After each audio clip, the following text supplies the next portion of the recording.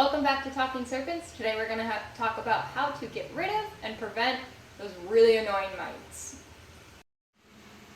So the first thing we do is we go to the store and we buy our bedding in advance.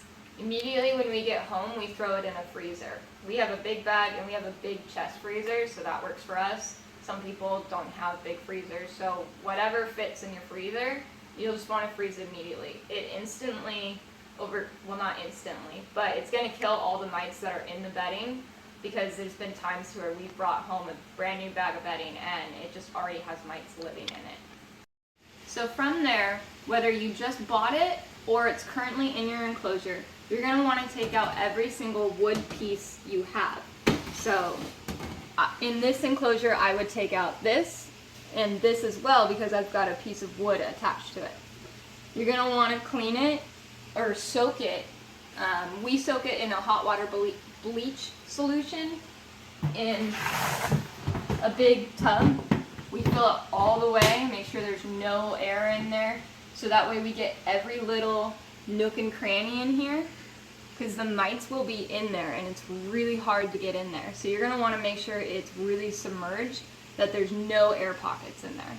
Sometimes the mites will still survive through that, so we also then take the pieces of wood and throw it in our freezer as well. Nothing's going to survive 2 days in a freezer. And then 2 days later, we take out our wood, we take out our bedding, and then we're going to clean our enclosure. So now we're going to clean the enclosure. So you've already removed your wood pieces. They're in the freezer at the moment.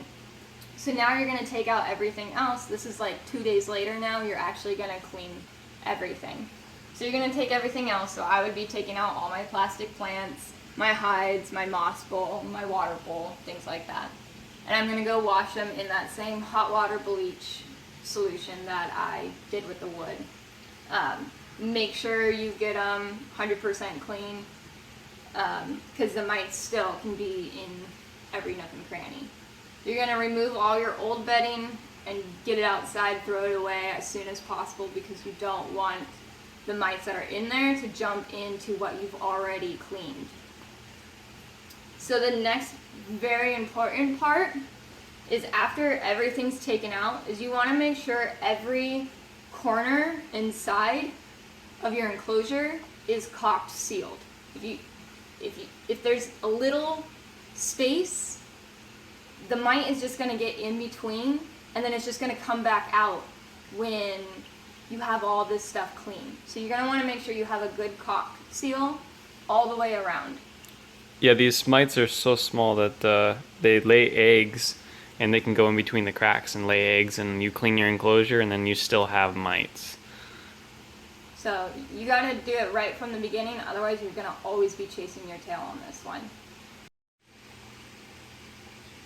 So now everything's empty, so you're going to want to wipe it out completely.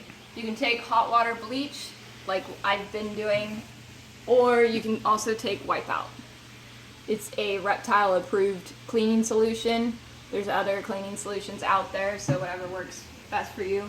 You're going to want to take it in every nook and cranny. Again, all the walls, the ceiling, the floor, everything. You need to make sure that there's no mite left behind. Clean it out, wash it out, dry it, make sure there's no smell of any chemical left behind, because that can really injure your reptile. So now the enclosure is empty. What I start with is I go with Wipeout and I spray it all over the walls, the ceiling, and the floor. I take a rag and I wipe it around, make sure every nook and cranny has Wipeout over it, and then I let it sit for 5 minutes. Once 5 minutes is done, I go back in with a towel that has hot water and bleach on it, and I wipe every nook and cranny again, just extra precaution. After I've done that, I go in with another separate towel and I wipe it all out, and I make sure that it doesn't smell of any chemical. A dry towel. Yeah, dry towel, and make sure you can't smell any chemical left behind. Now everything's back in the enclosure. So what you're going to want to do is you're going to want to take mite off. And you're going to want to spray it all over the bedding that's in there. all over your wood and all over whatever else you have in there. It's just, again, an extra precaution. If there is any mite left behind, this is gonna help take care of them.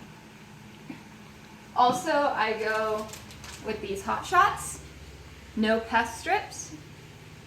They come in a large cheese-looking block. Inside of one of these, so you just kind of Yeah, you just break this white top casing piece off. Yeah.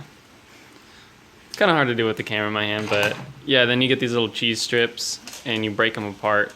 And one of these, that's like a 1 inch by 2 inch piece, is good for like a 4 foot wide by 2 feet deep. So. And we just set them like in the corner away from the water bowl because you don't want this to get in the water. So we just kind of throw it back there, and that's gonna make the mites that are anything left behind hopefully run right out. They work really good and they last for about a month. So I brought Tweaker out to show you what our last step is gonna be.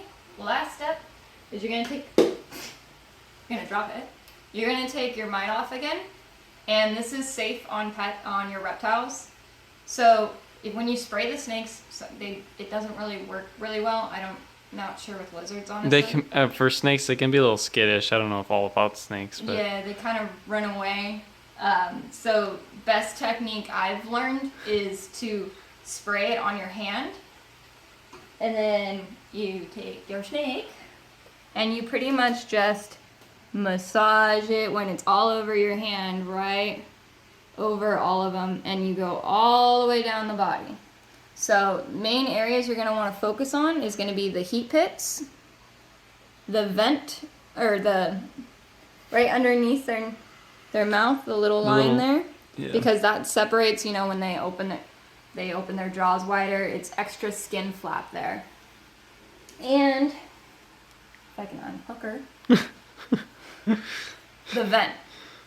Those are going to be the main areas of where mites are going to be living in your snake. They're going to be in between the scales as well, but those 3 areas are the main ones. So you just want to make sure you get the mite off really good all over the snake to kill off any mite that's been left on them. So I hope this video helped you. I know dealing with mites can be really annoying. We've definitely dealt with it quite a few times. Ever since we started taking these steps, we haven't had a mite problem since. So like the video, comment if you have any more questions, subscribe for more, and follow us at Talking Serpents on Instagram.